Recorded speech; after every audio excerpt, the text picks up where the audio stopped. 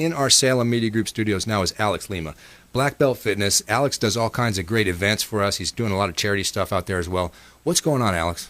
Yeah, what's up, man? How's it going? Pretty nice good, to be back. Pretty good.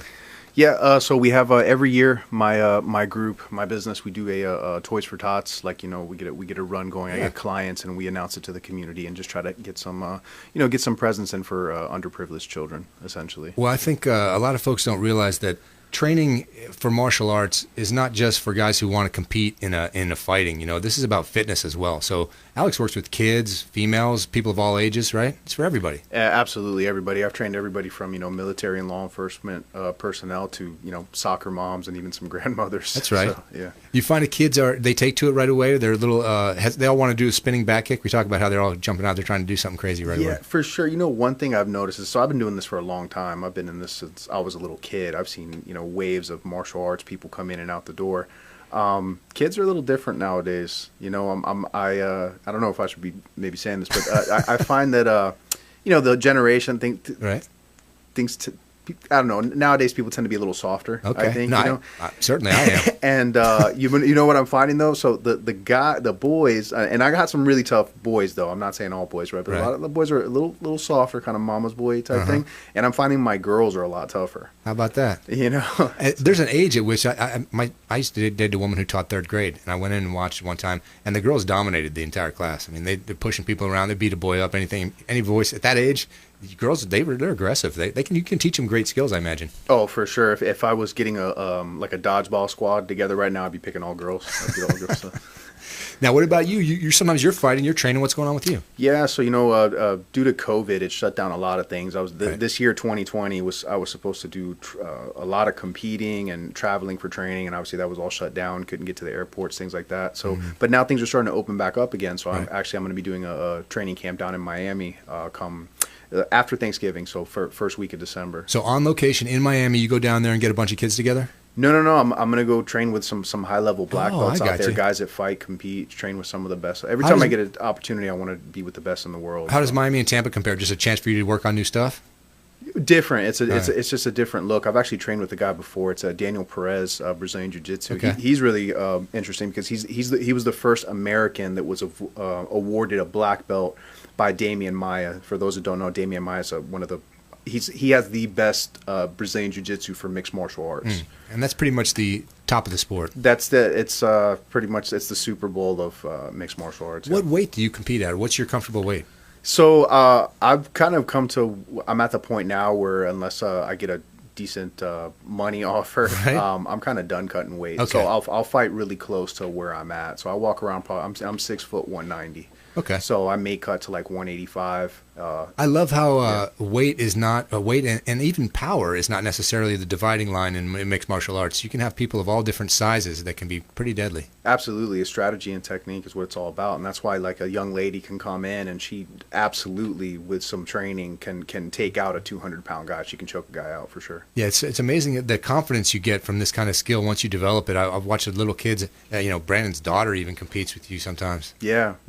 She was in the summer camp. She's really, really, I mean, obviously she has the athletic genes, right. But anybody can learn this stuff. You don't have to come from an athletic background. I love the idea that it's great for flexibility too. We talked about older folks as they get older, maybe not thinking about kicking somebody, but certainly that flexibility is huge. Yeah, I mean, you can see my guys there that are doing that was a sparring day that we had. We got another one coming up on the 28th of this month. Those two came to me with relatively no training whatsoever. And I mean, look at them. They're throwing down in there, so. So how do you encourage, I can imagine there's kids that you have to coax the aggression out of them. I did the same thing in football. Yeah. The first thing, so I approach my teaching a little bit differently. Like nobody, I don't care if you tell me that you've trained, unless I know you and I've seen you around, but like even if you tell me that you've trained before, nobody walks into my gym and just jumps right into sparring and doing the full contact stuff. Right.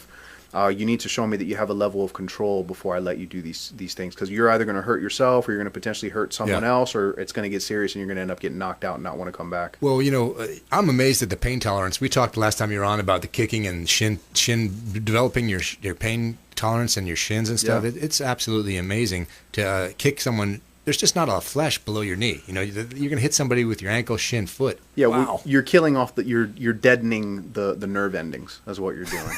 You know, and no, it's true, and that's what you have to do in order to turn your legs into weapons. Can you imagine? So tell us the story one more time, just about kicking the parking meters.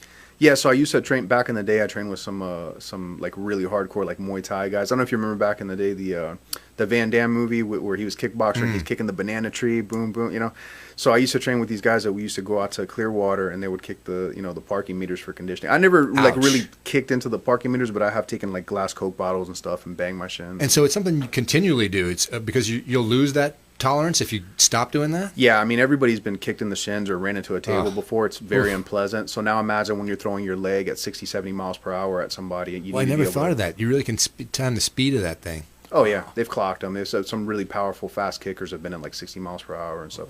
Imagine 60 mile per hour, anything hitting you. It's unpleasant. You just think about someone's heel, how hard that is. My goodness.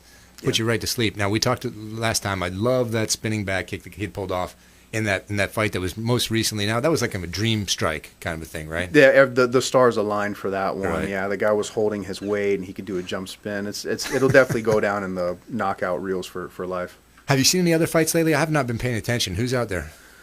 Again, fighting even at the big stage has been weird. Like, I don't know if you know that the UFC actually had to buy an island. Oh, yeah, Fight Island. They bought an island out in Abu Dhabi in order to be able to be in international waters to put on fights. Man, that guy's a businessman, that guy. That's what it comes down to. You know? Now, women also jumping into this thing huge. What percentage of girls do you work with? You know, it's bizarre. It goes through waves. Like, there was a while where like 90% of my clientele was women, and I couldn't get guys to come in because they would come in and see just a bunch of women kickboxing, and they thought I was doing like. But if you stayed and watched the class, you would see these girls were like drilling each other. Right. You know. Yeah. And then now it's the majority of my clientele is men now, so it just goes in waves. It's certainly got a lot more popular in the fitness arena. You know, they're incorporating some of your stuff into general fitness training. Well, it's so fun. It's it's an activity unlike any other. It's full body. You're using muscles. You're using endurance. You're using your cardio. It's everything.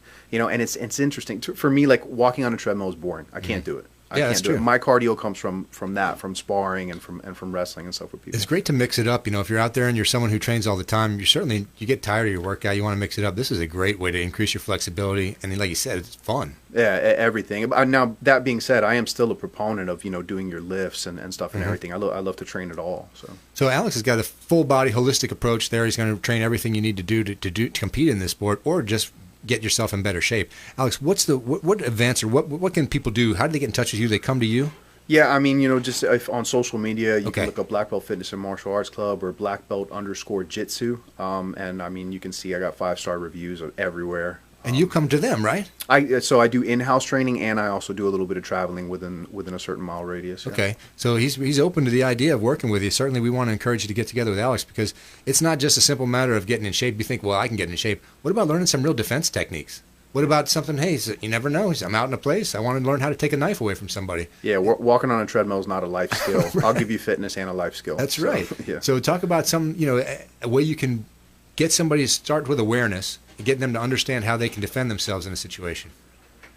You got to come in and train. Yeah. Most people I think they did a study that is now it's an exaggerated number, obviously, but they said like most men specifically are like 400% less effective in a fight than they actually believe that they are. Oh, I'm sure. Because they've never faced. There's a difference when you're facing a high level opponent. It's one thing to beat up a drunken scrub in like a bar somewhere that no one's ever heard of. Right. But a high level opponent is different. So we train to take on high level opponents, and if you can compete and take on a high level opponent, fighting someone that doesn't know how to fight is relatively easy.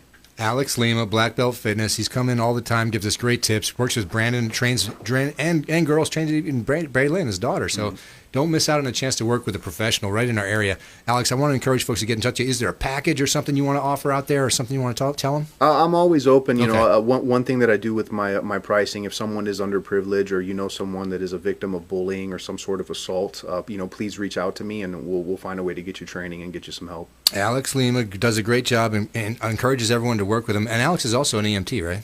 Paramedic, yeah. Paramedic. So he's out there doing great things in the community all the time. We want to thank him for his service as a first responder. If you're interested in working with Alex, check him out online, BlackBelt Fitness, BlackBelt_Jitsu. Thanks so much for coming in, Alex. All right, I want to thank Brandon for giving me the opportunity to sit in his chair. It's been a great week. We had a great show today. Diane Vance was on yesterday. Today we had Kevin Overstreet, Greg Bowman, Alex Lima. We're doing our best to bring all the partners on. We're going to miss you over the Thanksgiving break, but we want to make sure we have great Consumer Quarterback shows built up for you. So don't go anywhere. Check out our sponsors. We're the Consumer Quarterback Show. We're online at consumerqb.com.